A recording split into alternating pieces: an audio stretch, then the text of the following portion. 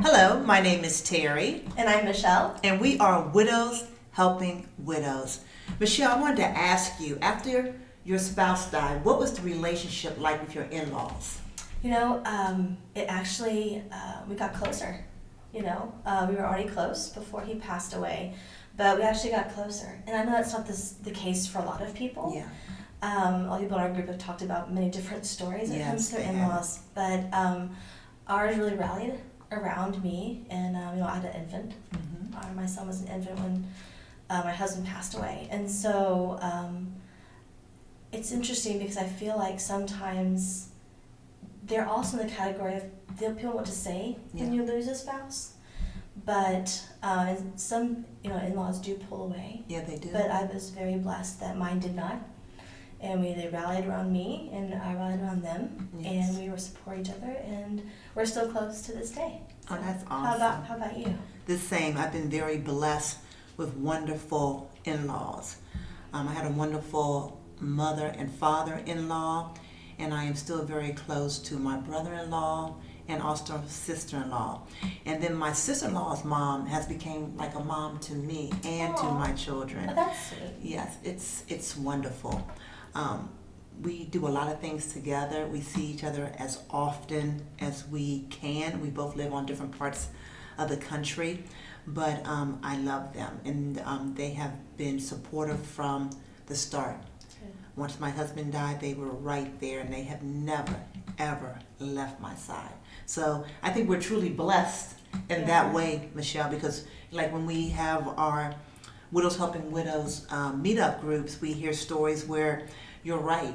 The in-laws, once the spouse dies, they no longer have any contact with their in-laws. And even if they had children, they don't have really in contact with the children too. Yeah. And that's unfortunate. It's very unfortunate. Yes, but thankfully you and I are very blessed. Yes. That our in-laws have been super supportive, for sure. I remember after my husband passed away, I actually moved from South Texas to North Texas, and that was really hard for my in-laws. But they always knew they were welcome whenever they wanted to come visit, and they would, and they still come visit probably 4 times a year. Oh, that's awesome. And even though I got remarried, and that's a whole other topic. It's a whole other topic in video. But even after I remarried, they've been very supportive of my current child that I had. Well, I had my current husband, and so my second child calls him Nana and Papa. Right. Yeah. So it's so rewarding and so wonderful when everybody kind of understands that this wasn't planned. Right. No one wanted this to happen. That's right.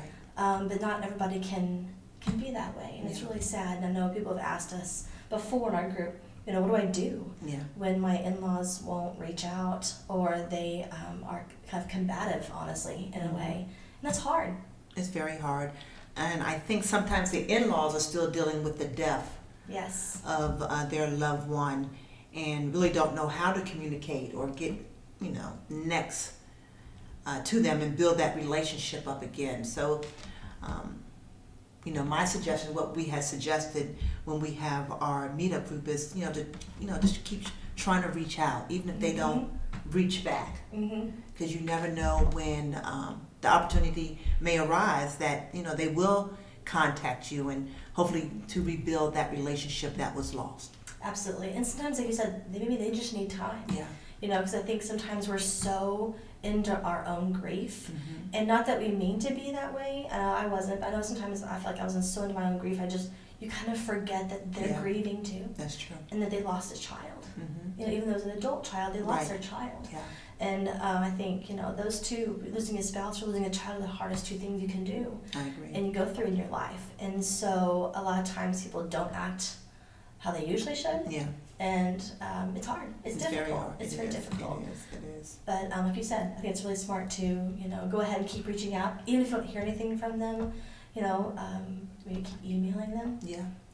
And sometimes they just need to understand you to acknowledge their grief. Exactly, and that you are here for them whenever they're willing to come around. Absolutely, especially if you have children. In certain states, I know grandparents don't have rights. That's true. To their grandchildren, some they do, But I think it's so important, as long as your in-laws are supportive and healthy for your kids to be around. It's so important that the more people who can be around your kids and yourself to love on you and support you, the better.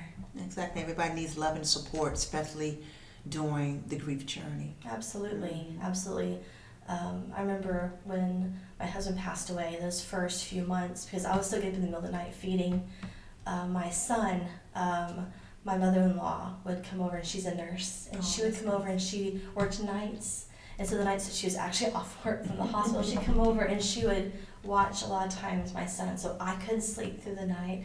And it was healing for her just to have alone time with him. Yes. And be able to just sit there and hold him and grieve in her own way as well. Mm-hmm. So that was such a blessing. That's a blessing. Having Yes. having her help and do that. And like I said, it was hard when we moved away, but they knew they could, they had access. Right. Access to whenever you wanted to. But we're still close. My second son is actually graduating high school, and they're coming for his graduation. So even though there's no bloodlines, but we have always talked about when you love somebody, that's love is stronger than blood. That's exactly and so the more people who can love on you and love on your kids, the better. Mm-hmm.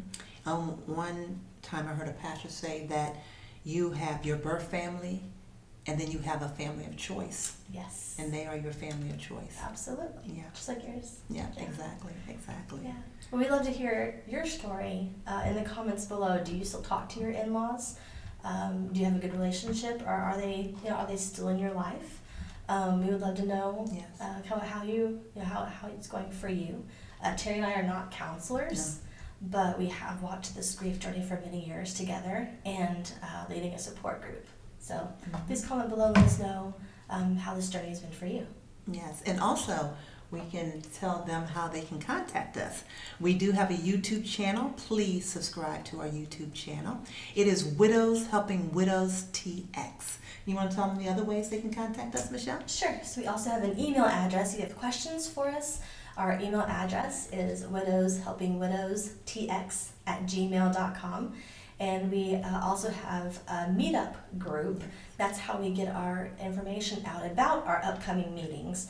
We meet once a month in person and once a month over Zoom. So if you'd like to be a part of our support group meetings, you can find us on meetup.com. Just search for Widows Helping Widows in the Frisco, Texas area, and you can join our group. It's free, and then you'll be notified of our upcoming meetings. Sounds good. Well, thank you so much, and we look forward to seeing you next time. Have a blessed day. Thank you.